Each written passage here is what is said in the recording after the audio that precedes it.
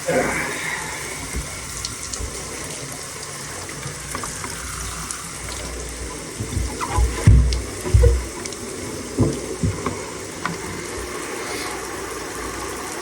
birthday, everyone.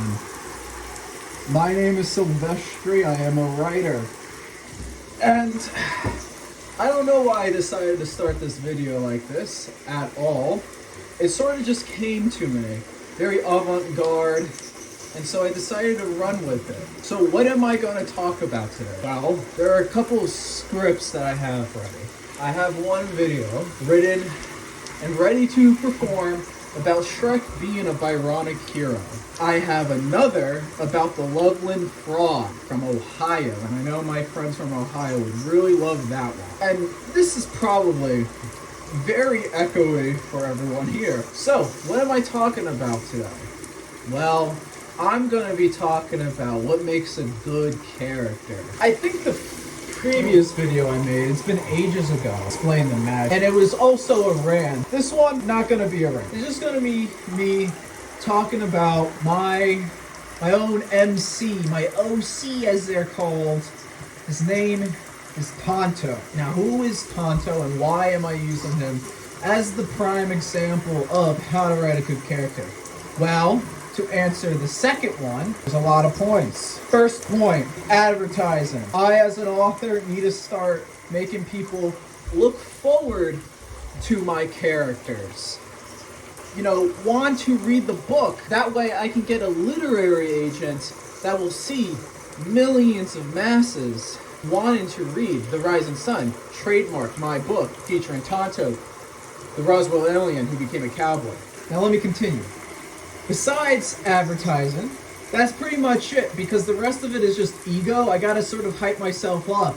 You know, yeah, I wrote the best character, and that's how we're gonna go through it. But really at the bottom of it all, I'm gonna be breaking down what makes a good character, using very broad generalistic stuff, using I feel is what I feel my character represents out of these broad subjects. So, before the hot water runs out, let me get started. The number one thing I feel, and this is the one I really want to hammer in. Number one thing I feel that you need to do as a writer when you're creating a good character, or an enjoyable character, that's the better word. How to create an enjoyable character is to make sure they feel human first and foremost.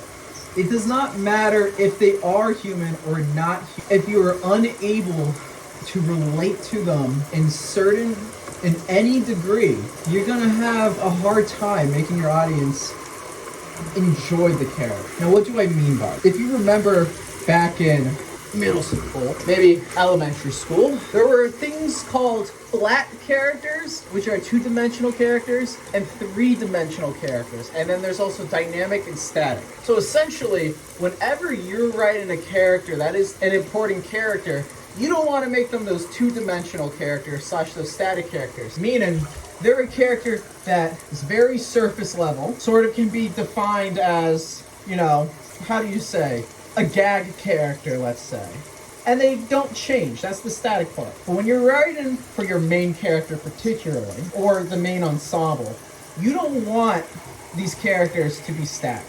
It's okay for side characters, even prominently featured side characters, to be static. I would like to quote Armstrong from Full Metal Alchemist. He's a three-dimensional character, but static, in my opinion. He's sort of, you know, he's the goof gag character the entire time.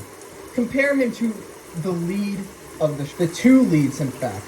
The brothers, Alphonse and, why do I want to say Aaron? Attack on Titan is on my mind. Alphonse and Eric, there we are. They are definitely three-dimensional dynamic characters. They have their flaws, and that's another point. You want to have your characters have flaws. If they're just overpowered Mary Sue's, that's no fun for anyone. Flaws, strengths, good character design, and they change through the story. Whether their opinions of another character changes, whether their opinions on the certain situation changes, whether their opinion on history or the conflict changes. It could be physically they change as well. Example, and this is where I'm going to come in. Tonto, whether their opinions of another character changes, whether their opinions on the certain situation changes, whether their opinion on history or the conflict. It could be physically they change as well. Example, and this is where I'm going to come in. Tonto is an alien. I give him human emotions, I give him human flaws. He's egotistical, you know, he's stubborn. There's a lot of things regarding him. He's green, gray, he doesn't wear wigs. He's a cowboy alien, best man to a robot sheriff gay couple. I'm just listing off facts now. Pilot of a UFO called the Silver Heels. Not currently soaking wet in a shower. He's designed to feel human. I give him flaws. I give his goals to change throughout the book. In the beginning, you see it's hinted at of like what his hidden layers. That's the best way I can describe it. Having multiple layers like an onion, like Shrek. You know, maybe this is literally the stupidest idea. I'm gonna make that 10-minute mark. You wanna have layers like an ogre. You want them to not always be forthright with what they believe and what motivates them, what drives them. This is so damn hot right now. You don't know the things I do. And then for 10 views, I posted a short of me eating a peanut this morning. That short probably will get way more views and likes than this one will ever get within a year. Just this morning. You want to make a good character? Instead of, this is going to be the clip. This is going to be the clip I post on my shorts and my TikTok and on my Instagram. You want to make a good character? Make them fucking flawed. Make them three-dimensional. Give them strengths and weaknesses. Give them vices. Give them a goal. And try to hide that goal. Don't just fucking tell people what they want.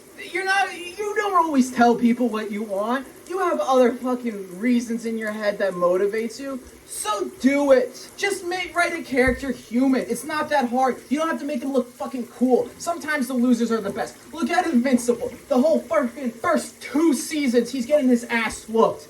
The 3rd season, he doesn't do jack shit during the Invincible War, and then he fucking pulls up on Conquest, okay? And he gets his ass slapped by Conquest. He doesn't have to look cool. Your character doesn't have to look cool. So that's what you gotta do. 3-dimensional, dynamic, flaws, strengths, hidden agenda. Don't make being cool the primary goal. Go the fucking right. Read my damn book. I'm pissed off. This water's hot. Kisses.